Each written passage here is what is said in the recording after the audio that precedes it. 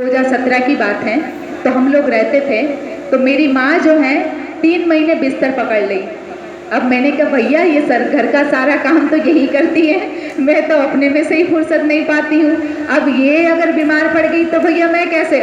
मेरी माँ जब मतलब उसका शरीर शांत हुआ, ज़्यादा से 5 से 6 महीने उसने बिस्तर पकड़ा, बाकी 5-6 महीने पहले तक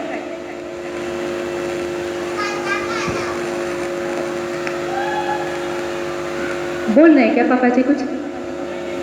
अच्छा, तो 5-6 महीने तक, बढ़ने से 5-6 महीने तक मेरी माँ ने मेरे को रोटी पका के खवाई है। मुझे कभी भी अपने हाथ का मैं पकाऊंगी तो मुझे टेस्ट नहीं आता, मम्मी का ही पाती थी।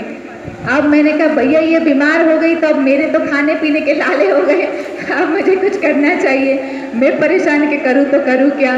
तो उस समय हमारे जो कृपालु जी महाराज जी के जो भैया हैं, बड़े भैया जिनको हम बोलते हैं, तो बहुत अब इनके बारे में क्या कहें, वो भी हमारे लिए तो कुछ ही अवतार से कम नहीं है, महान ही है। तो वहाँ पे मुझे सेवा मिली हुई थी, तो मैं संकीर्तन में चली जाती थी और सुबह से लेकर शाम तक हमारा तो कोई अता पता नहीं, मैं खाली प्रसाद बनाने के लिए आ गई और बाकी वहीं पे रहती थी।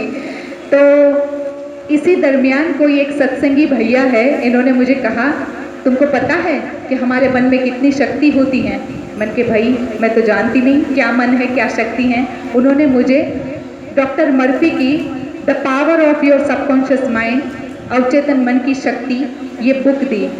अच्छा, उसमें मैंने 2-4 पन्ने पढ़े खाली।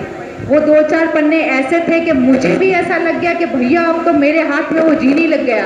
वो जीनी नहीं, अलाउद्दीन का जीनी था, चिराग घसेंगे वो जीनी प्रकट हो जाएगा, हुक्म मेरे आका, फिर जो कहेगा वो हमारी 3 इच्छा पूरी करेगा। मैंने कहा ये 3 इच्छा क्या, ये तो सारी इच्छाएं पूरी करता है, ये कैसे जीनी। मतलब आपको इतना आश्चर्य होगा। वो जो 3 पेज थे मैंने जो पढ़े उसी के बारे में बताऊंगी, जिसको चमत्कार साक्षात मेरी माँ के साथ मैंने देखा। उस 3 पेज में डॉक्टर मर्फी ने अपना उदाहरण दिया। डॉक्टर मर्फी बताते हैं कि मैं ऐसे ही वर्कशॉप लेता हूँ। डॉक्टर मर्फी जो हैं ऐसे ही बड़े बड़े शो करते थे, हजारों लोग उनको सुनते थे। ये मन की शक्ति का प्रयोग कैसे करना वो सीखते थे। तो ऐसे ही किसी बेटे ने डॉक्टर जोसेफ मर्फी का कोई एक वर्कशॉप अटेंड किया और अटेंड करके वो अपने घर जाने लगा। तो उसके अपने पिताजी के बारे में उसको चिंता हुई। तो उनके पिताजी जो हैं वो बोर्न टीबी था, उनको बोर्न टीबी का यानी कि हड्डी की टीबी हो चुकी थी और अब वो जो है उनका शरीर समाप्ति की ओर था। तो अब मानो कि डॉक्टर ने तो बोल दिया कि आज मरेंगे कल मरेंगे, भैया इनकी सेवा कर लो। तो वो बोर्न टीबी को देख के वो बच्चा परेशान कि अब तो मेरे पिताजी रहेंगे नहीं, क्या किया जाए। लेकिन डॉक्टर मर्फी बोल रहे हैं कि मन में इतनी ताकत है कि वो जो है हमारे सारे के सारे रोगों को ठीक कर सकता है, कुछ भी कर सकता है। तो भैया कोई तो रास्ता होना चाहिए। वो अपने पिताजी के पास में जाते हैं। राधे राधे राधे राधे राधे राधे।